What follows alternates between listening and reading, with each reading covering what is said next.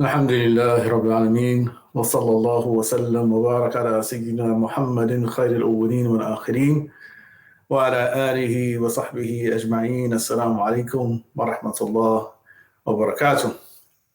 The Sunnah of Dhikr beads in response to Shaykh Al-Albani.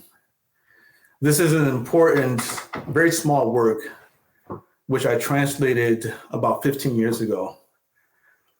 This particular work argues many things, but the most important of the questions that are being answered by this small booklet are: one, whether or not there's a precedent for the use of what we call dhikr beads. And in particular, if the Sahaba themselves, they employed things that either were exactly as we know today to be dhikr beads or resembled to be dhikr beads. The second important question that this book it answers is whether or not Shaykh Muhammad Nasruddin Al-Albani, may Allah have mercy on him, was mistaken when he ruled that the use of dhikr beads happened to be a bid'ah or an innovation, and that Muslims who utilize it are acting contrary to the Sunnah of the Prophet Muhammad sallallahu alaihi wasallam. Did he make an error or was it intentional? That is an important question that the author of this particular work, in refutation to Shaykh Al-Albani, seeks to answer. Now, the author of this work, his name is Shaykh Mahmoud Saeed Mamdouh, an extremely important scholar and hadith scholar from Egypt.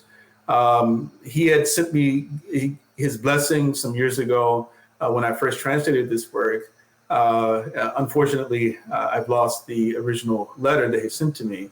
Not that that itself is that important, but it is, an honor to actually have an author of a book tell you that you have their blessing for you to translate and to publish his particular work.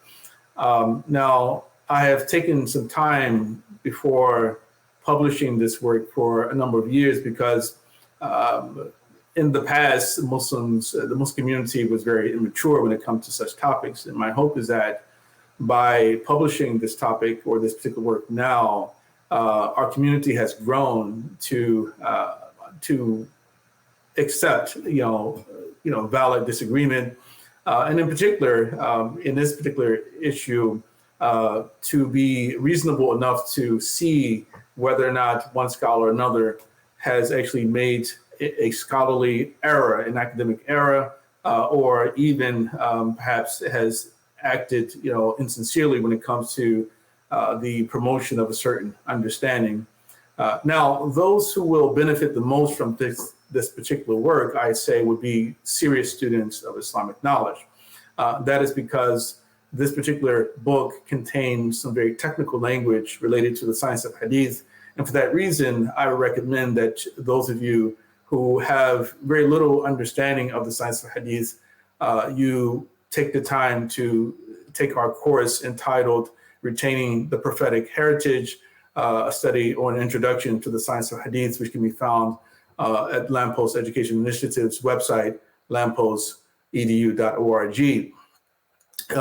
This is, I think, an extremely important step in the right direction. It's a very small work, but a lot of benefit, I do think, can come from the study of this work and similar works. So please do support the Lamppost Education Initiative, support of our projects. Please donate. We ask Allah subhanahu wa ta'ala that He continue to bring benefit to you through us. And of course, may Allah subhanahu wa ta'ala illuminate your hearts and also make you a source of benefit for others and for yourselves. Inshallah. Assalamu alaikum wa rahmatullah wa barakatuh.